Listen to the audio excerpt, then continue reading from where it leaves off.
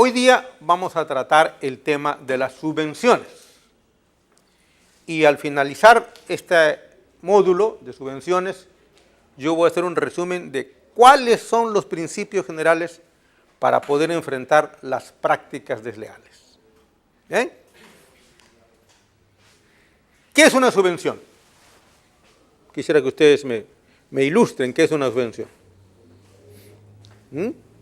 Algo de esto lo comentamos en la clase, en la primera clase, en la segunda clase cuando hablábamos sobre prácticas desleales.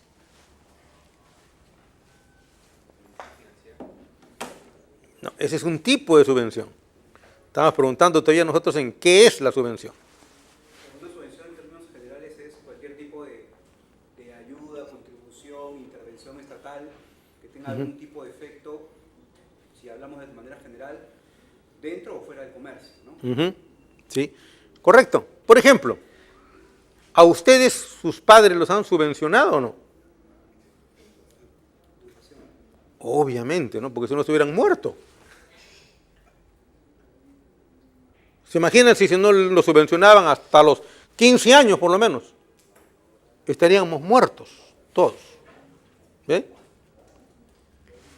Este ejemplo o esta comparación no es baladí. Con ese ejemplo he querido explicar cuál es el sentido de una subvención. El sentido de una subvención es favorecer a aquellas situaciones que por sí solas no tendrían las condiciones para poder crecer. Es el término de subvención. Y a nosotros, y a nosotros nos han subvencionado. Pregunto, ¿lo que hicieron nuestros padres fue errado? ¿Fue una falta? ¿Fue un delito? ¿Qué fue? O sea, fue una práctica que forma parte de las obligaciones que tienen como padres. Correcto. Entonces, las subvenciones tienen en sus orígenes una razón noble. Por ejemplo, imagínense que nosotros tenemos un pariente discapacitado. ¿Tenemos que subvencionarlo o no? Pregunto. Por supuesto. ¿No? Y si tenemos un padre minusválido, ¿qué tenemos que hacer? Lo mismo. Entonces, la subvención tiene en sus orígenes una razón noble. Ahora, que de ahí se deriven abusos es otra cosa. Esa comparación que les hice es la misma que tiene el sentido de subvención. Como su compañero... Uy, ¿y ahora? Como su compañero dice... ¿Se trabó o qué? Bueno, lo voy a hacer con él. Listo. Mejor así nomás. ¿Cuál es el concepto ahora? Hecha esa expresión gráfica de lo que entendemos por subvención, hecha expresión gráfica, ahora vamos a aterrizar en la subvención como una práctica desleal del comercio internacional. Yo solamente he querido darles el marco introductorio. ¿Por qué? Porque hay una tendencia ultraliberal que dice, no, la subvención per se es nociva. No, per se no es nociva. Y entonces ahora vamos a ver, después de ese gráfico, aterrizar y ver qué cosa es una subvención desde el punto de vista del comercio internacional. Entonces, como su compañero, el doctor León, ha señalado, la subvención es una contribución financiera del Estado o de cualquier organismo del Estado. O sea, ¿quién la da? ¿Quién da la subvención? ¿El Estado o cualquier organismo del Estado?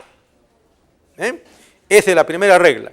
La primera regla es que la subvención es estatal, y ahí concluiríamos. La subvención no es privada.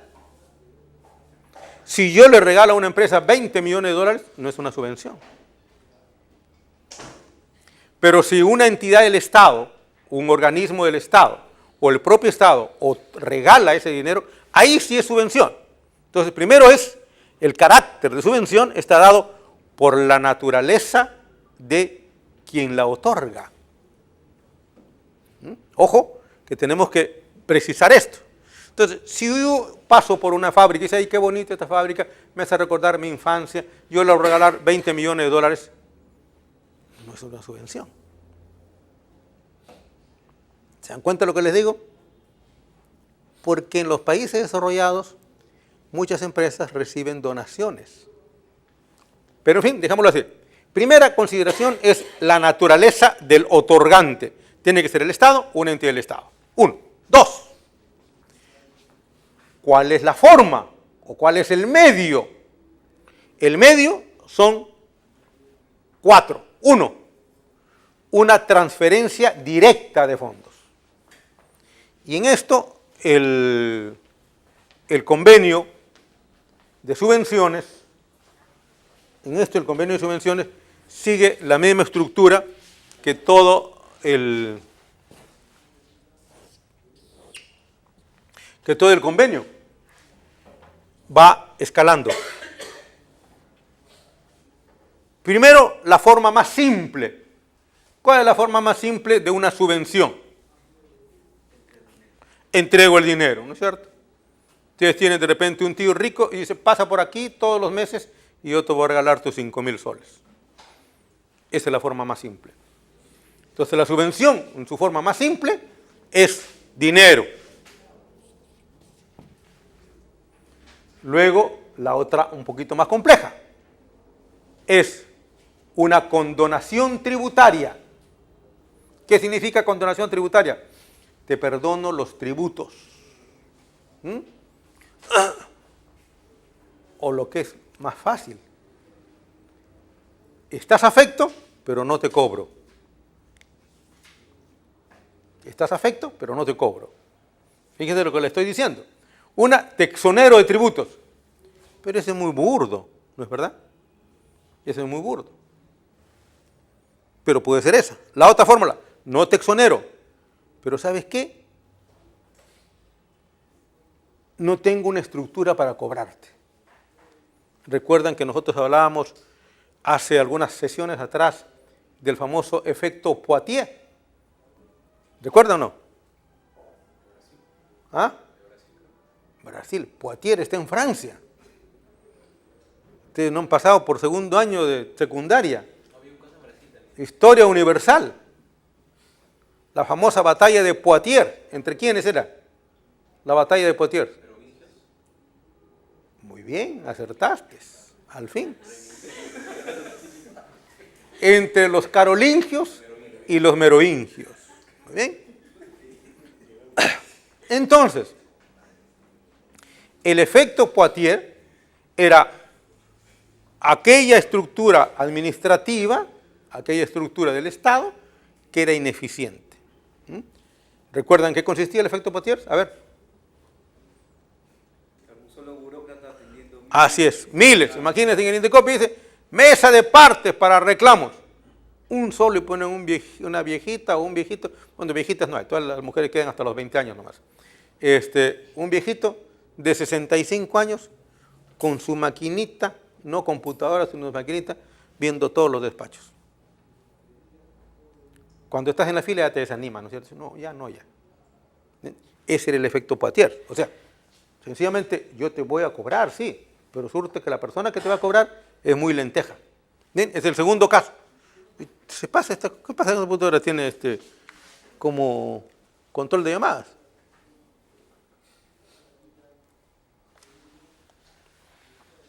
La segunda, entonces aquí es una parte tributaria. La segunda es bienes y servicios. ¿Qué? Servicio de agua potable gratis. Servicio de electricidad gratis. Le entrego a esas empresas equipos, computadoras gratis. Es una forma. ¿Bien? Y finalmente, el otro son mecanismos de financiación. Le voy a señalar una experiencia que yo la conocí en México. Por supuesto, antes del GATT, pero era un mecanismo de subsidios.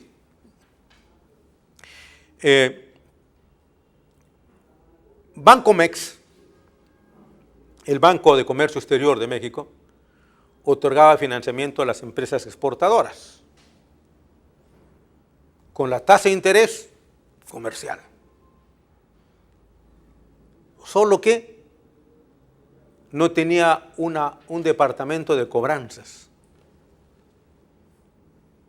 Entonces el banco prestaba, pero no tenía un mecanismo ni un departamento de cobranzas, nadie cobraba. Entonces pasaban los años y las empresas no pagaban, no porque no quisieran, sino porque nadie les cobraba. El Estado había armado una estructura por la cual te hacía el préstamo, tú asumías las obligaciones con una tasa de interés un poco menor que la comercial, pero sencillamente nunca te cobraban. Y entonces este era un subsidio. Así se desarrolló la fabulosa industria mexicana. Así también un poco se desarrolló la industria brasilera. Por ejemplo, la industria brasilera te cobraba una tasa, el sistema financiero brasilero te cobraba una tasa menor que la tasa comercial. Te cobraba, se decía, no, yo cobro intereses. Solo que con los procesos de devaluación y el proceso de inflación a su vez que ocurría en Brasil, esa tasa se convertía en negativa. 5% de interés anual.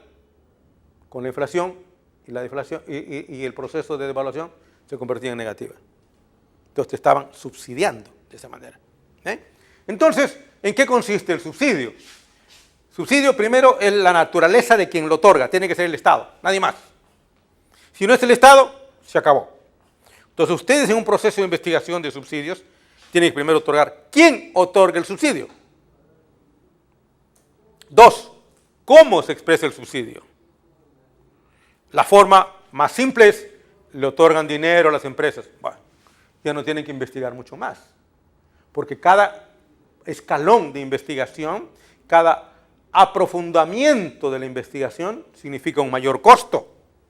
Entonces no tienen ustedes que investigar hasta el final. Basta con que lleguen acá, hay un aporte económico suficiente, ya no necesito investigar más. 2, no hay un aporte económico, o por lo menos no lo veo. Si no lo ven, dices, ¿cómo se expresa? Tributos, exoneraciones o tributos que se condonan. Luego bienes y servicios, se otorgan bienes y servicios. Por ejemplo, la industria textilera en el Perú, los orígenes de la industria textilera en el Perú, fue una industria basada justamente en procesos de subvención. Se otorgaban, se exoneraban de tributos. Eso era una barbaridad. Pero esa era la industria textilera. Cuando existía el Banco Industrial del Perú, pues cuando las industrias textileras dicen, nosotros estamos afectados, sí, pues pero ha habido una época donde las tabas que te la comías dobladas y por racimos. Por ejemplo, la industria textilera pedía préstamos al Banco Industrial, los propietarios de la industria textilera que pertenecían a determinada comunidad comenzaban a comprar sus casas de verano, sus automóviles de lujo, y todo eso lo cargaban a la empresa. Y se veían luego angustiados. Cuando estaban angustiados decían, vamos a paralizar, no podemos producir. Y el Estado, ¿qué hacía? Condonaba deudas. Y así se acostumbraron a condonar deudas. ¿Ven? Cuando entran en el sistema de competencia ya no pueden hacerlo. Pero antes el Banco Industrial era manipulado así. El otorgamiento de bienes y servicios y luego el financiamiento. ¿Ven?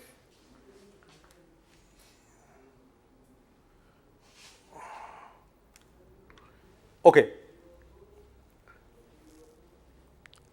Bueno, veo que esto bota mucha tinta.